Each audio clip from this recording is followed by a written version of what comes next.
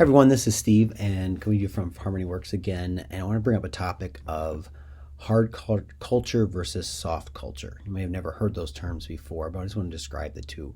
Soft culture is where most people operate most of the time. You come into your position, your job, your cubicle, your desk, and you interact predictably with everyone around you. It's hello, good morning, hi, you want some coffee, how was your weekend? I sent you an email, just your normal everyday things. And that's our soft culture. It's predictable, it's comfortable, it's not hard to get along in that atmosphere. Hard culture is where the lines of your job intersect with somebody else's. And there's sparks sometimes in how you react when the cultures collide, when your positions collide. That's hard culture. For example, you're waiting on a report from somebody else to do your job correctly and they don't get you the report in time. You ask someone to do something, they don't do it correctly, or they don't do it at all.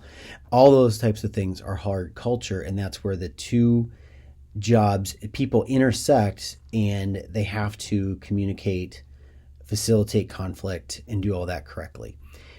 Typically, that's where cultures and teams break down, is they don't know how to navigate hard culture. And often happens is that your top performers or superstars get away with being very bad at hard culture. And what does it look like?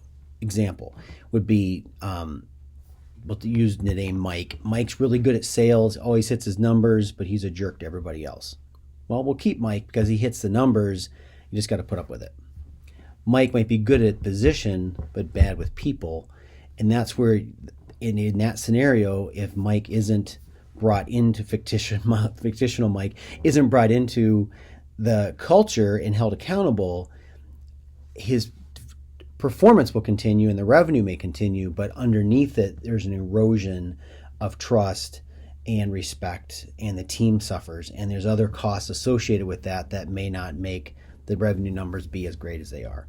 What Harmony Works tries to do is to help teams navigate the hard culture. We want to give you tools, definitions, terms, the importance of it, how to recognize it, how to talk through it, how to handle conflict, so that your team becomes better at hard culture. Many people graduate with the skills to do their job well. They can do soft culture well, they can be polite, but when their positions intersect with others and there's sparks, many people do not handle that very well. Basically, not because they don't want to, they're not held accountable, and they're not given the tools to do it. So Harmony Works, through its workshops, consulting, and experience, helps companies make that transition to teach their people and give them the tools how to navigate hard culture. You like more about it? HarmonyWorks.com. Thanks.